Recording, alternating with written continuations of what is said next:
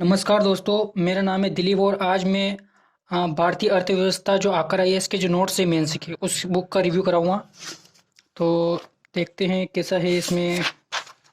देखो, इसमें सबसे इसकी अच्छी बात है कि इसमें जो है जो सिलेबस है नोट्स में, क्या जो सिलेबस है ना वो इसमें आगे स्टार्टिंग में दे रखा है। जो जैसे कि जो इकाई फर्स्ट है, पेपर पार्ट टू है पेपर टू का, तो वो इसमें सिलेबस दे रखा है कि क्या इसमें क्या क्या इस मतलब इस पूरी किताब में क्या क्या कवर कर रखा है।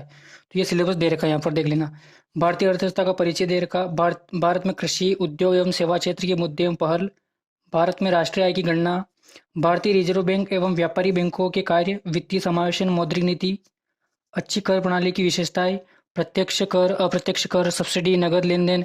ये मतलब पूरा सिलेबस दे रखा है, आप देख लेना सिलेबस को। मैं इसलिए बता रहा हूँ कि कभी इस बुक को खरीदना चाहते हो तो पहले एक बार देख लो कि बुक कैसी है। तो मैं लगभग लगभग पूरी पूरी जो बुक है इसका पूरे जितने भी पेज है इसमें पूरे पेज का रिव्यू करवा दूंगा। तो आपको अच्छा लगे तो बुक खरीद लेना। सबसे स्टार्टिंग में इसमें टॉपिक दे रहा है भारत की अर्थव्यवस्था एक परिचय के बारे में। तो ये पूरा दे रखा है इसमें। और अर्थव्यवस्था के वर्गीकरण दे रखा है इधर, अर्थव्यवस्था कितने प्रकार की होती है।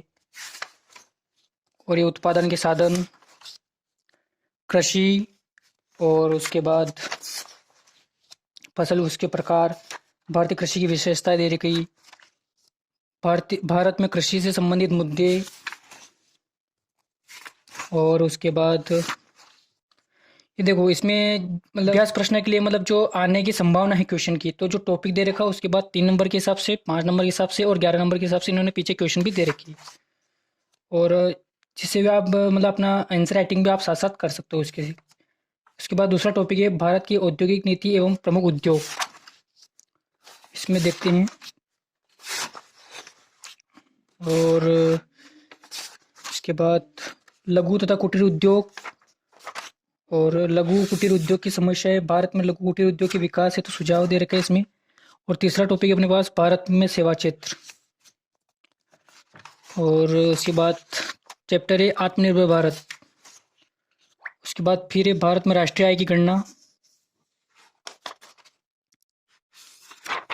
और उसके बाद भारत में राष्ट्रीय आय की गणना की कठिनाइयाँ, सीमाएं सब दे रखी है इसमें। और लास्ट में जो क्वेश्चन दे रखी है वो भी देखो।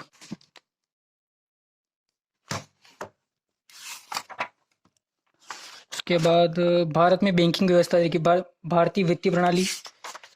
और भारतीय रिजर्व बैंक, साख नियंत्रण।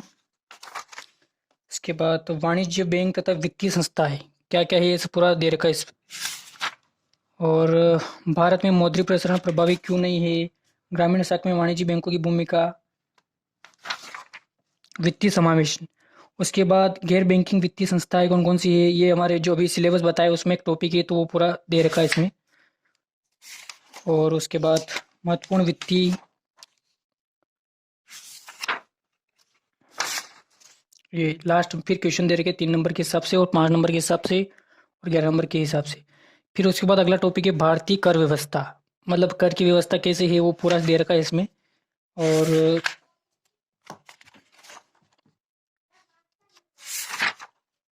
उसके बाद दे रखा सब्सिडी।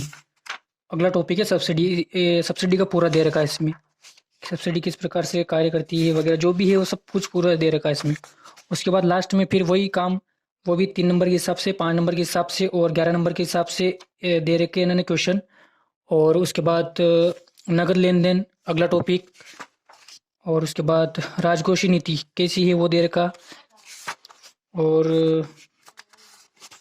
उसके बाद बजट के प्रकार दे रखे, बजट घाटे में अवधारणाएं दे रखी। और अगला टॉपिक है खाद्य सुरक्षा एवं सार्वजनिक वितरण प्रणाली।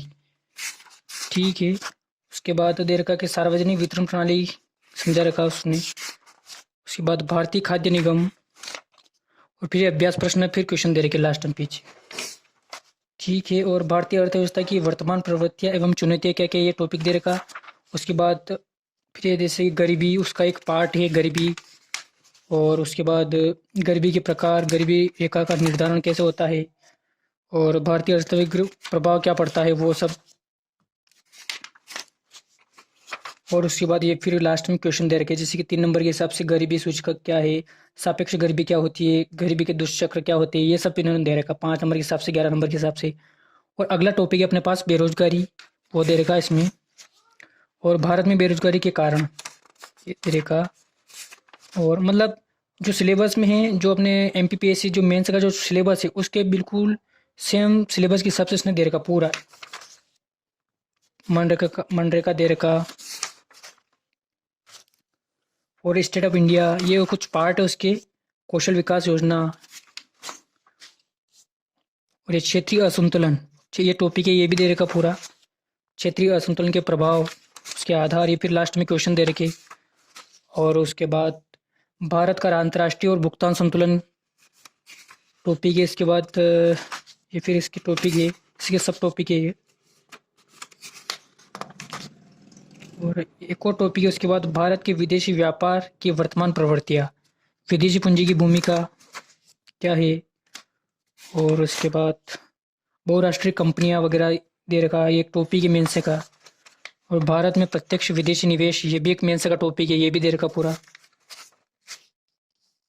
और आयात और निर्यात, महत्वपूर्ण शब्दावली दे रखी। और ये फिर क्वेश्चन दे रखे पीछे लास्ट में 3 नंबर के हिसाब से, 5 नंबर के हिसाब से और 11 नंबर के हिसाब से। और ये अंतर्राष्ट्रीय मुद्रा कोष, ये भी एक मेंस में टॉपिक है, वो भी पूरा स्पष्ट बता रखा फिर इसमें। और मतलब बेस्ट है नोट्स, आप देख सकते हो उसके बाद भी, पर बेस्ट है मेरे हिसाब से तो। ये विश्व बैंक का समूह और विश्व बैंक के कार्य, ठीक है, विश्व व्यापार संगठन क्या होता है, WHO क्या होता है, ये पूरा बता रखा है। एशियाई विकास बैंक और दक्षिण एशियाई क्षेत्रीय सहयोग संगठन, फिर लास्ट में फिर क्वेश्चन दे रखे। और दक्षिण पूर्वी एशियाई राष्ट्रों का संगठन, और उसके बाद फिर क्वेश्चन दे रखे पीछे लास्ट में, पेट्रोलियम निर्यातक देशों का संगठन, फिर क्वेश्चन दे रखा है। और ये नाफ्टा दे रखा है इन्होंने। ये इस प्रकार समाप्त हुई पूरी बुक। तो अच्छी बुक है मेरे हिसाब से, तो देख लो, पूरी बुक का रिव्यू बता दिया मैंने। तो आपको अच्छे लगे तो आप ज़रूर खरीदिएगा, बेस्ट है। Thank you.